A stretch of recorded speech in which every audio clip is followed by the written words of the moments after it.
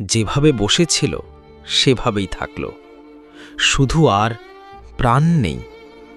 ছোট ছোট শিশুগুলো কেউ বই হাতে, কেউ লিখতে ব্যস্ত, কেউ আবার বেঞ্চে হেলান দিয়ে ক্লাস শুনছিল, কেউ হয়তো বন্ধুকে খোঁচাচ্ছিল।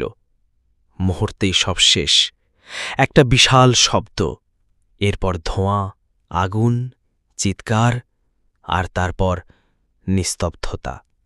ক্লাসরুমগুলোতে ঢুকে যখন পাইপ দিয়ে ফায়ার সার্ভিসের লোকজন পানি দিচ্ছিল, ওরা ঠিক যেভাবে বসেছিল সেভাবেই বসে আছে। এই ভিডিও দেখার পর থেকে আমার মন কোনোভাবে শান্ত হচ্ছে না।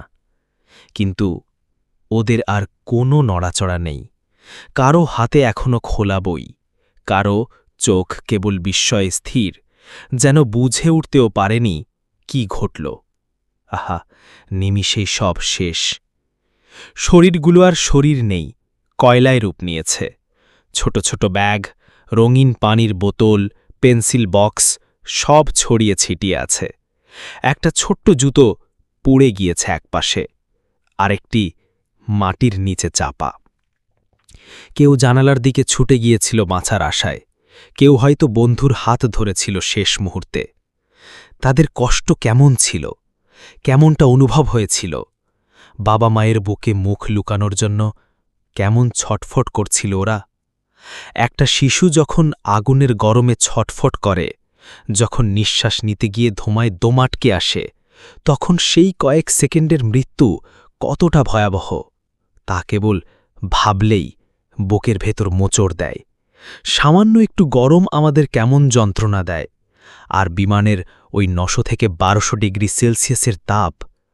ইস, কতটা কষ্ট পেয়েছে বাচ্চাগুলো, তাদের শিক্ষকরা, আয়াবুয়ারা।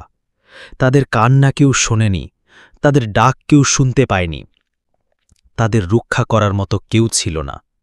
অথচ তারা ছিল সবচেয়ে নিরাপদ জায়গায়, ক্লাসরুমে। আজ আমাদের উচিত শুধু চোখের পানি ফেলাই নয়, উচিত প্রশ্ন করা। আমাদের নিরাপত্তা কোথায়? আমাদের সন্তানরা কোথায় নিরাপদ?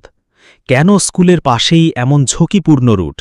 কেন স্কুল কর্তৃপক্ষকে বাধা দেবার পরেও এমন জায়গায় স্কুল করতে হলো? কেন এখনও আমরা শিশুদের নিরাপত্তাকে সবচেয়ে বড় গুরুত্ব দিই না? ওরা যে আমাদের ভবিষ্যৎ, সেটা কি বুঝি না? নাকি রাজারা কেবল রাজাদের কাজেই ব্যস্ত, প্রজারা একটা প্লে কার্ড মাত্র? এর দায়ভার কারা নেবেন? তাদের মৃত্যু যেন বৃথা না যায়, যেন আর কোনো মা তার সন্তানের পোড়া দেহ দেখে মূর্ছা না যান। জাতির যেন আর এভাবে